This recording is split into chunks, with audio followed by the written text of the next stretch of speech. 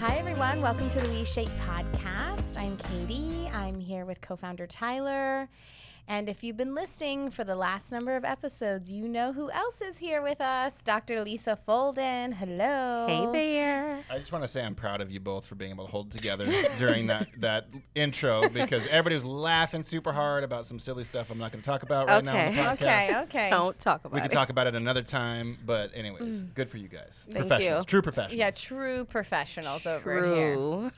But as you know, if you've been listening, Dr. Folden's here with us as a guest host. Yes. And this episode's just the three of us because I want our listeners to know more about you. I know you've been on the podcast before, but for those who haven't heard that episode, I thought it was absolutely worth our time to talk about your journey with toxic weight loss culture and how you got to doing the work that you're doing today, because you're not only a physical therapist. That wasn't enough. Right. You were like, I want to talk about and tackle this toxic weight loss culture stuff. And you've joined our community and done some you first of all, you host one of the live calls, the Q&A, but you've also done a speaker series for us around how to break up with toxic weight loss culture. And I remember Nina had texted me right after the first one and she went, damn, Lisa really knows what she's doing. So I was like, amazing. Let's talk. So I would love to just know more about your journey and how you got to where you are today. And maybe we'll start there. Yeah, thank you. So, sort of like everybody, right? I grew up in a home where bodies were talked about and maybe not necessarily in the best way. I didn't experience a lot of body shaming like from my parents, but I heard negative comments about bodies. So I realized like something mattered about the way you looked or the size or shape or weight of your body. And my dad, I mentioned this in another episode, my dad was actually a competitive bodybuilder. So I saw him, chisel his body to perfection. He is the person who got me interested in fitness and sports. And so I grew up on sort of the same trajectory as most of us in the 80s and 90s. Diet culture was in full control. And I made the decision to be a physical therapist when I was 16, and I was trained traditionally. So, we learned about the muscles and the joints and the nerves and how things work together. And there's always an undertone of, and also, body size impacts your joints and your abilities and all of those things. So I came into my profession as a standard physical therapist who treated people, and might recommend weight loss because it was just a part of what I thought was health and, healthy. And, Darn it. Sorry. That's fine. You can just pick it right there. What I thought was healthy. Okay, there we go. So I just thought that was a part of what was health and what was, healthy. So it wasn't until I started recognizing my personal experience with weight and weight loss, and I probably started like trying to lose weight at 14. Like I was a kid, never like a really big child, but just felt like her body looks better, like thinner is better. And so I always internalized that thought. And so I was 34, and I'd had my third child, and he was about 16 months old, and I finally stopped nursing. And nothing else changed in my lifestyle. I was, eating pretty healthy, moving fairly regularly, but I started gaining weight, and I freaked out. I was like, no way can I gain another pound. And I just remembered like being so obsessive about this idea that my body should be a certain way. It was like my identity was wrapped up in it. Like I was the fitness girl. I was the exercise instructor. I was teaching, stability ball core workouts while pregnant, so I had this identity around fitness and my body looking a certain way. And so I freaked out, and then basically I dived headfirst into some disordered behaviors because I didn't want to gain weight. So I started exercising 7 days a week, no breaks. I think I went like 7 months without a break. Oh. Yeah, my like straight gosh. up, 7 months every day. Now the workouts, Like literally 0 days off. 0 days off. Oh my God. I went berserk. I was just so frustrated with my body not listening to me because I thought, I was in charge. Yeah. And I will force you. You are gonna listen. So 7 months, no days off. And then I was eating all of my food out of these small portion containers. So the protein container was, sizable. The vegetable container was nice, but that carb container was like that big. So I was eating from those. And within, I would say like 4 to 5 months, I lost like 20 pounds. And then what happened? I got praised for it. Everyone's like, oh my God, 3 babies where? You look great. And I was feeding off of that, energy and those compliments. And then about 7 months in, I was like, okay, this is a lot. I'm a little tired. Yeah. I was like, but you know what? I'm not going to go, because I know, I was smart enough to know, I know what the yo-yo looks like, right? You go crazy, you stop. I was like, I'm not going to stop. I'm going to go from 7 days to 5. And then instead of eating from the containers, I'm just going to be real mindful about my portions. And so I did that. And literally within 3 months, y'all, I gained back every pound and 5 more. So I was feeling defeated and down on myself and sad. And I think for a couple more years, I kept trying to grasp at straws to find other weight loss options, and nothing was successful. And I now know why, because intentional weight loss is 97% ineffective for most people. So hold on, let's just make sure that people understand that. Yeah. Can you just say that one more time? So any attempt at weight loss, diet, lifestyle change, whatever fancy, intermittent fasting, whatever, it's 97% ineffective. So if 100 of us go on a diet, 97 of us will not lose weight. And definitely not lose it and keep it off for more than 1 to 3 years. Maybe 3 people will, maybe. But then when there's data beyond 3 years, those 3 people drop down to maybe 1. And you can assume that perhaps anyone who is successful consistently might be engaging in very disordered behaviors, because it takes a lot of work to fight your body's natural desires, natural set point, natural biochemistry to change it and make it what you think it should be. So I was over myself, and I stumbled upon the book Health at Every Size by Dr. Lindo Bacon. And for me, that was the difference, because it wasn't just a feel-good thing, oh, just love yourself, you should feel better, body positivity. It was science. So it was this is why diets fail. This is, the truth behind some of the things we know to be, as far as obesity goes and weight and all of that stuff. And I was mind blown. And literally, I tell people, I started working on another doctorate, in health at every size and in toxic diet culture, because I just kept going, the next book, listening to podcasts, searching Instagram and the internet. And I shifted my entire personal life. I was like, I can no longer pursue weight loss as my end goal for life. And then I switched my entire practice to focusing on weight inclusive care, because a part of what I learned in this journey is that people in large bodies are very much mistreated in the world, but in the medical field especially, to the point where you can go and there may not be a chair that you can fit in comfortably, and you can go and say, hey doc, I have a headache, a migraine, and you might be told, oh, if you just lose weight, that might help. So I decided I wanted to cater to a community people who are mistreated, in the medical world. So my practice is now weight inclusive. I work exclusively with people in what I say diverse bodies. And then I also work with people who are in eating disorder recovery, because that was the second half of my learning, and recognizing the highest correlation to being on a diet is not losing weight. It's actually gaining weight and the development of an eating disorder. So, whoa. I mean, if people knew those risks before Right. they went into that, I think you would think twice. So I want to ask a question, because that's quite a journey. And I would like to know what was, on the, I don't know if we're ever really on the other side of that, but if you're, going through that, what was the hardest thing, right? There's got to be, maybe there's some hard things, but also what was the most incredible things? Oh, that's a good question. So the hardest thing, of course, was losing my identity, because that's who I thought I was. Ooh, I love that. People got to look at themselves in the mirror and let that go. Ooh, Right? that's triggering. I still struggle with that. There's a part of me that's I want to be the best at this or look the best. And it's okay, let it go, Lisa. So letting go of that identity that I had associated with my body size and my fitness level and things of that nature. The very cool thing that's come out of it is this freedom of I don't give a fuck. Yeah. You know what I mean? Yeah. I'm going to wear what I want to wear. I'm going to look how I want to look. I'm going to take up space. I'm not going to feel bad. Yeah. I went to a wine bar and I was like, hey, these bar stools, I'm a size 12 and I can't fit in this comfortably. This is not accessible. Yeah. And they were like, oh, you're right, and we're sorry. And so being able to speak up for yourself and advocate for myself and for other people, that's been beautiful, because you get to bring stuff to people's attention that they don't even know is a thing. So so that's been fun, the freedom and the liberation of it all, and then being able to be a really good advocate. Love that. One of the things I think that people need to understand, and I think you might be able to paint this picture really beautifully, is there's this notion that if you look the way that you think you're supposed to look, you will love yourself. And what I'm hearing you say is that your journey is the opposite, right? It's that I was hating myself, and that's what kept me there and kept me stuck and frustrated and down this cycle over and over again. And it wasn't until you let that all go and just said, I'm going to let me be who I want to be, that you did appreciate and love yourself. So how do you share that with the listeners so that they realize, like, that is the truth, right?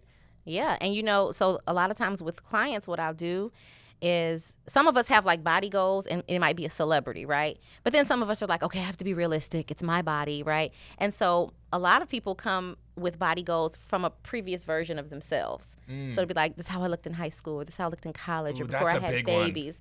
That's a big and that one. picture in their head is like, okay, I was good. And so what I do to sort of break the ice there is to say, okay, let's just be realistic. I need you to transport back to this picture. When you were in this body, tell me how you felt. And everybody says the same thing, like, oh, I was trying to lose weight then too. Or I didn't really like myself then too. Or you know what, my life wasn't really together then either. So it's like understanding. And then some people get to the point, right, where they lose the weight. Like I lost some of the weight and I still wasn't satisfied. I was like, okay, this is good. I'm getting compliments, but there's more. Yeah. I got at least more 10 pounds, like at least 10 more pounds I can drop. I can do this and make this look.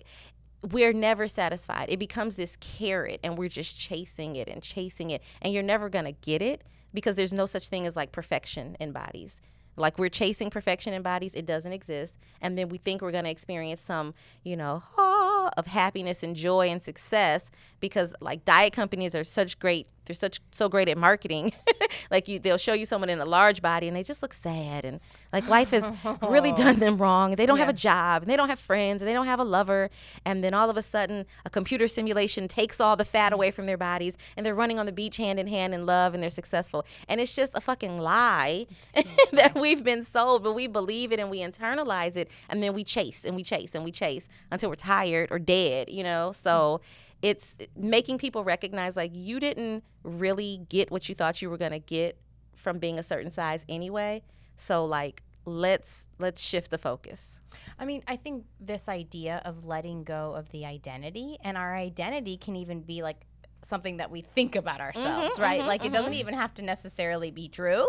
Yep. So like if I'm thinking of myself in the body size that I was in high school, I'm associating with that identity, but that identity isn't even there. So it could even just be like a thought of, even doesn't even have to be like the true existence of what is today. But I think a lot of it is letting go. Yeah. And I think, letting go is so hard. It's hard, yeah. It's so hard. But it's like, what do you really want at the end? Right. Do you want self-worth? Do you want self-validation? Do you want peace? Do you want acceptance? I mean, if you want those things, then part of that journey is letting go. Yeah. Part of that journey is releasing those identities and knowing that there's infinite possibilities. And that's what I try to tell people too all the time is like, if it were true that being in a smaller body equated to acceptance, happiness, all this stuff, then you would never be able to find a person in a larger body who had those qualities. And that's simply not true. So I got a question for you, and this one might be a little stinger. So like, we can't ignore the reality that when you are in that body, people do give you that validation. Facts. And then when you're not, people do shit on you. Yep. Right? And so somebody's experience of being thin and being not thin can be that, right? Yes. In the real world, right? So how do we change that? Well, that's true. That's very true. I think it's important to point that out. And I like to say that, especially when we're talking about people who just live and exist in large bodies, there's a level of mistreatment that we'll never experience because we've never lived that, right? Yeah. And you're right. The world is not as kind. It's not as open or loving. Opportunities are withheld. So yes, I never like to take away from the idea that like that is true for a lot of people. And unfortunately, we can't just wave a magic wand and change the world. But I think there's a level of understanding required to know that even though, yes, you are maybe mistreated when your body is larger and maybe treated better when your body is smaller, that's still not, it's not what you think it is. It's not like people love you and care about you. That's a superficial behavior. You know what I mean? That's fake validation. It's fake validation. It's fake do you love. really want to have close connection with somebody who's going to treat you differently based on how what size body you have anyway. Exactly. I mean, so even if you get that body that you think that you want, you're, like you said, you're getting fake validation from people. And if they're mistreating you, hard left somewhere else. Like, why would you even want to be associated with somebody like that? But when you go home and it's just you and your thoughts, like that it doesn't mean anything anymore. So really, and we talked about this with our last guest, it's really about going within and being to yourself what you want from everyone else. Giving yourself the validation. Recognizing like, I am good, I am worthy, I am loved, I love myself. If no one else loves me, I love me. So that part, doing the mind work. It's the more you fall in love. Hey there, if you're enjoying the WeShape podcast and you've heard us talk about WeShape before, then you're probably thinking to yourself, hey, what is WeShape? Well, at WeShape, we create personalized at-home workouts for every single one of our members. These are workouts where every single movement is customized to you to help you connect with your body and care for your body in a much more meaningful way. We also have a community of people there to support you, to help uplift you as you examine your beliefs, set new intentions, and again, start showing up for yourself as an act of self-care rather than trying to do your workouts as an act of self-judgment. And hey, if you're a fan of the podcast, we also do a live podcast discussion group on Zoom, as well as other Q&As, as well as free challenges for all of our members to help you get motivated to actually start taking action to caring for yourself so you can feel better in your body and about your body. So if you want to try WeShape for free for 2 full weeks, go to WeShape.com/podcast and you can get started today. That part, doing the mind work. It's the more you fall in love with who you are and the more you're able to express that without the fear of judgment. Yeah. The more you realize that everyone else throwing shit at you is just their own shit. It's just their own shit. It's their own lack of self-love. Because if you deeply love and appreciate yourself and have compassion for yourself, well, guess what? You can deeply love, appreciate, and have compassion for others. For other people. And it starts here at home. And I appreciate you sharing that, because I think a lot of people struggle with that, right? Because they feel that. And when they feel that, I think what I'm hearing you say is the message isn't, oh, I need to change this. It's recognize that this person is throwing their shade at you, right? And you can pause for a second and be like, I don't need to listen to that. Nope, don't need to listen. And the more of us who lean into this different set of values and different ideas around true authentic connection and like more sincere internal validation, the more of us who do that, the value system will shift. Absolutely. Like It's shifting. The value It's shifting. system. We're pushing the needle. Yeah. The value system that exists today is literally made up. It's like we talked about before. Like, nobody is born hating somebody else. No. Nobody is born judging somebody else or discriminating against somebody else. Those are learned behaviors. These are made up rules.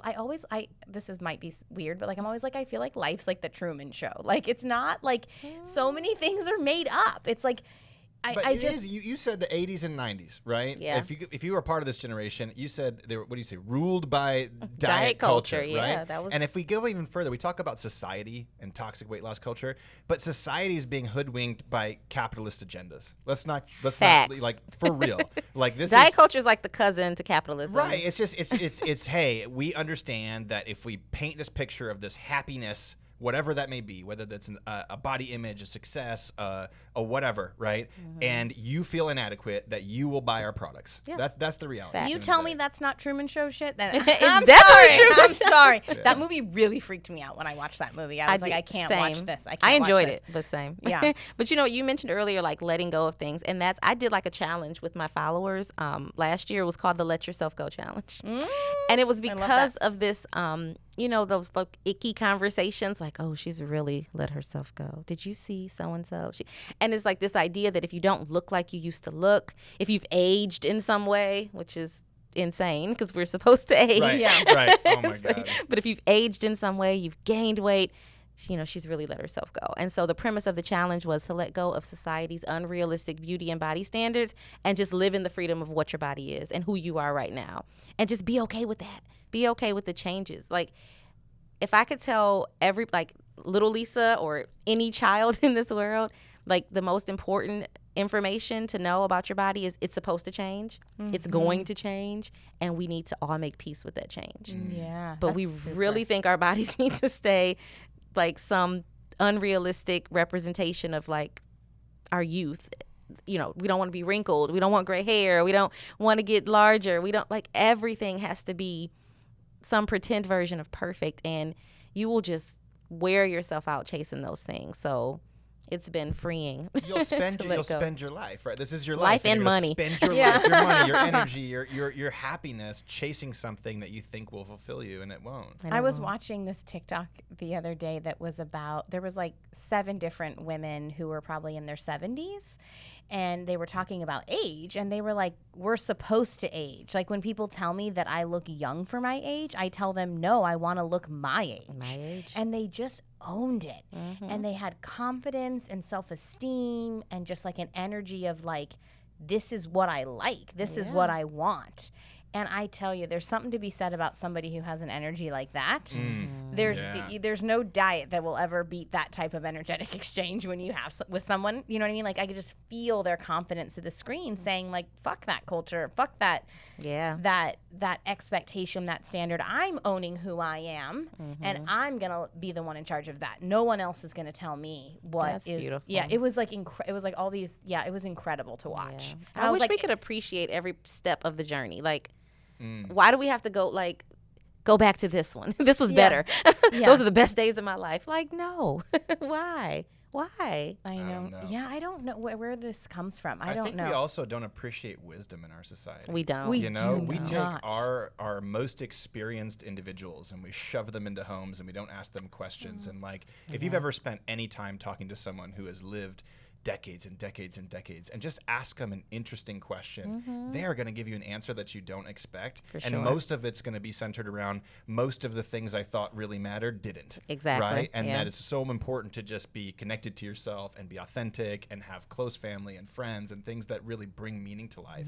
And all this stuff that we're told, again, marketing, capitalism, all this social media, everything that makes us go, oh, I want that life, right? All that stuff is just, it's not real. I mean, with age, you do get to learn like what's most important, and that's like it's like down to the brass tacks. Like what is it that was really important? And have you guys ever taken those Harvard bias tests? You haven't done this? Harvard did this study where they try to help you identify where your unconscious biases are. So they have it like around like it's like there's one for like elderly people, for Black people, for gender, for sexuality, for everything. And I actually scored that I was biased for elderly people. I love it. And then Tyler was like, them better. I'm not surprised. And then I was like, does that mean I don't like children? Like, it was like, you have a bias against children. I was like, oh no. But I've always felt that about people who are older than me. I'm like, you know something that I don't know. Right. Like, you've been through things that I have not been through. Like, help me understand. But we don't live in a culture that really values that. No, we don't. Yeah. I highly recommend people taking those tests, by the way. I'm going to check it out now. Because they're unconscious biases, right? Yeah. So it's like learned behaviors. So it's painful to take them in some ways, but like push through that pain because you're unconscious of the biases, but they help you become conscious of them. And so then you can, it's an incredible test that they did. I highly recommend it. I'd love to take a little left turn here now, too, because one of the things that I was so excited about to have you come into the WeShape community is this depth and breadth of understanding around toxic weight loss culture and your own personal journey of dealing with it, and a extensive knowledge in movement, right? We hosted a coaching call for the members last night, and I jumped in and answered a few things, and I kind of sat back and listened to you, Dr. Lisa, answer a few things, and I was pleasantly surprised whenever I sat back.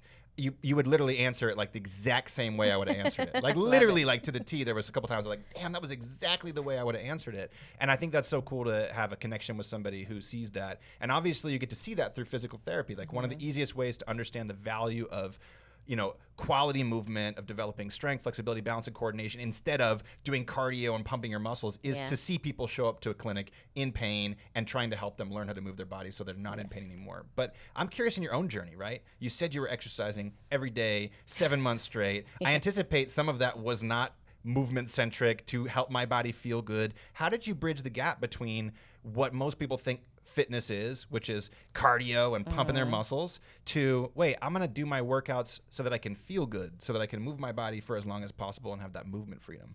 I'll be honest, it took me a long time.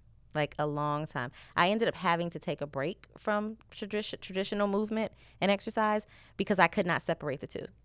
All of my focus on exercise was always about like how thin can I get, how much weight can I lose, how many calories can I burn. It wasn't intuitive, and it wasn't to feel good. It was actually, admitting this is tough, it was actually to feel bad. I worked out to the point of I wanted to feel like I needed to vomit or like I needed to pass out. That to me was the test of a successful and good workout, pushing my body to the limit. So it sucked, and it was hard to come out of that. So I had to stop traditional fitness for a while. And what does a while mean? So I think it was like, first it was just like a week, right? And then it was like, okay, let me go back. And no, it wasn't working. Got sucked right back in. So then you it was were on like the treadmill. You were looking at the calorie counter on there. No. You're like, oh crap. Thinking like, this doesn't count. I didn't sweat enough. So first it was a week, then it was a couple weeks. I mean, all in all, it was probably like 6 months off and on of like just being done with that, because I had to reconstruct a fitness routine that brought me a little bit of joy, that made sense, that helped me in some way. So I tried to focus on deficits, like, oh, I've noticed I've gotten a little weak here, so let me do some exercises to strengthen this muscle group. I had to keep it very basic, like, this is weak, let me make it strong. This is inflexible, let me make it more flexible. Because just doing like a straight workout, and I was a huge like beach body person, so doing those workouts, high intensity, getting after it. I'm talking P90X. Yeah. I'm talking, I was doing a lot of stuff with my body, and it was kind of cool, right? Like, oh, because I enjoyed some of that, but it was for an end goal. So it was always like going back to, what is my why? Why am I actually doing this?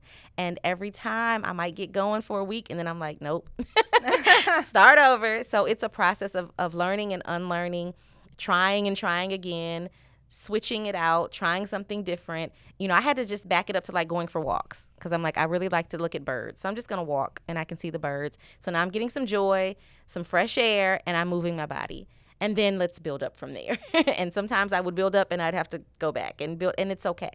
But there was a lot of judgment in that, because I'm like, I'm not really working out. That ugly voice we were talking about earlier. Yeah. That's not really enough. You're not really doing that much. And it's like, doesn't matter. And then the real hard part, when I stopped restricting so much and I stopped exercising so much, I gained weight. Like, that's the real hardcore truth of it. And that's what people need to know. You're going to go on an anti-diet journey. You're going to go on an intuitive eating journey. I know we've had some guests that say like, oh, my weight settled back down. Girl, no, I went up because I had been trying to keep it down for years. So most people who embrace intuitive eating and no longer, being excessive with their exercise, you're probably going to gain weight. That is so hard to reconcile when your identity is centered around not getting bigger, not getting larger, not gaining weight. So I had to make peace with that. And I've had to make peace a couple times with that, because it's happened more than once. I mean, that we talked about that on a previous episode when one of the guests was saying that I just went back to, and I was like, whoa. That Really? is not the normal. And so like, learning to catch yourself even in that of like, okay, well, if I do intuitive eating, then maybe I'll naturally, and it's like, that's the diet culture still. still. Got the intentions That's stuck in the it. diet culture. Yep. So those nuances and finding that every time and checking it, and then being compassionate with myself, because why wouldn't I be stressed about gaining weight? We live in a world that makes it seem like weight gain is the worst thing in the world. I know. So, okay, it's all right, Lisa. It's fine. Your body changed. Go shopping for new clothes. Yeah. That fit your body, so you can feel good while you're moving and living and navigating the world. So coming up with ways to address those ugly feelings and talk myself through it, and then be okay with starting over. Because And that's how Dr. Lisa developed her shopping habit. Basically. No, I'm just kidding. I know you're just playing around. Oh, Could no, be. That's beautiful. I think what you said, something there is powerful, because I like, me, I'm on this mission of like, how do we get people to say the word exercise and understand it in the way that I'm trying to get people to understand Yes. it, which is that movement freedom, right? And I think that you said something powerful there, and I shared this same journey in a much different way, which was like, where am I deficient? And not from like I'm less than and I don't deserve love and all this Right. stuff. It's more like, are my hamstrings tight? Are my hip flexors tight? Is my posture bad? Right? Do I have a weakness in certain areas of my body? And then learning how to approach those things and work on them. And then all of a sudden, what I notice, especially from people in WeShape who do our workouts, it's the daily activities that they're doing that become easier. Yep. That's when you know you're showing up for your workouts from the right place, Absolutely. right? If you're trying to learn how to, like, you know, go gardening and have it be easier, or you have some task you want to do, like so many of our members, like, oh, I do this one thing once a year, I do this thing here, I do this thing there, and then they do these workouts which address these types of deficiencies, and all of a sudden they're like, oh, I was able to do this with less pain, with more stamina, I feel better in my body. And it's just like, God, that's got to be the North Star for people. Did you do something that made you feel better in your body, that gave you more freedom of movement in your daily life? And if that's the case, then you're doing it right. You're doing and it right. if you're doing that in the little thought slips in, which it will, well, maybe if I keep doing this, I'll get back to my ideal. I think the most important thing that you're saying, too, is that the thoughts are going to come in. They are. That's part of how we were raised. And so to just offer yourself kindness and grace. Well, thank you so much for being a co-host with us. We've loved having you come out to California and join us. What do you want to tell the people? What's the most important thing you want to tell the people? No pressure. You are more than a body. That's a good one. That's a great Just one. our meat suit, y'all. Yeah. It's just the Truman Show. Well, thank you again so much, Lisa. We love having you here. Don't forget to check us out at WeShape.com. We're also on all social platforms at WeShape for movement-related content and at WeShape Podcast for podcast clips. And if you need to get in touch with us, shoot us an email at podcast@WeShape.com, and we will see everyone next time. Bye-bye. Bye, everybody. Bye.